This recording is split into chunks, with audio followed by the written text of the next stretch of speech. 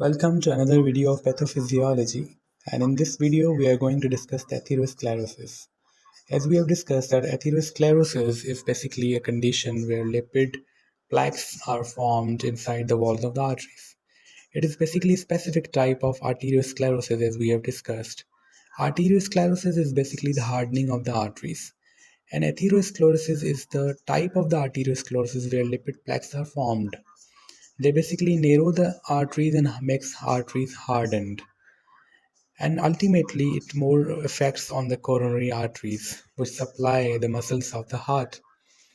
And in this way, they can block the arteries which are supplying the blood to the muscles and ultimately causing the angina and myocardial infarction. Because lack of blood supply causes a myocardial cell death. देखिए normally हमारे blood vessels के अंदर low density lipoproteins चल run कर रहे होते हैं ना, और ये इनसाइड द वेसल वॉल्स भी चले जाते हैं बाय द प्रोसेस ऑफ ट्रांससाइटोसिस, और वहाँ पर मौजूद सेल्स इनको खाते भी हैं by the process of endocytosis which is the normal process.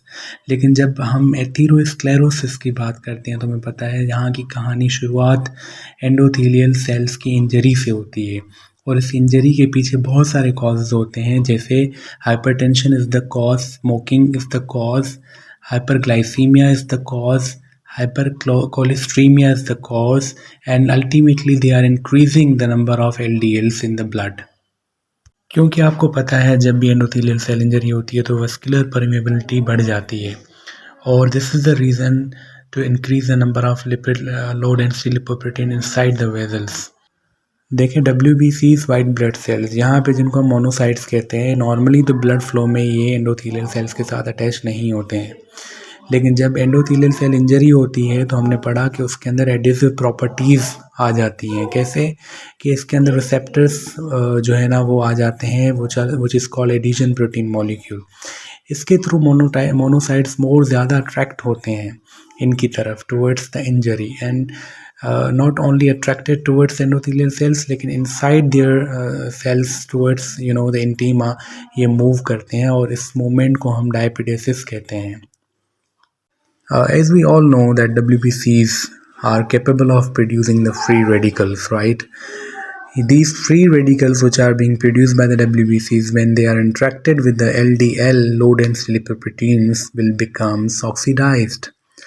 As we have discussed that these oxidized LDLs are capable of attracting more and more monocytes, और फिर वो मोनोसाइट्स मज़ीद LDLs के साथ अट्रैक्शन में आते हैं, ऑक्सीडाइज होते हैं, और वो LDLs मज़ीद और मोनोसाइट्स को खुद की तरफ अट्रैक्ट करते हैं।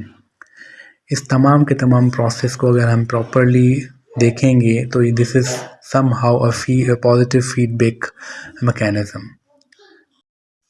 देखें मोनोसाइट्स अगर अंदर ट्यूनिका इंटीमा में होते हैं तो उनको हम मैक्रोफेजेस बोलते हैं, और ये मैक्रोफेजेस जो ऑक्सीडाइज्ड LDLs हैं उनको खाते हैं।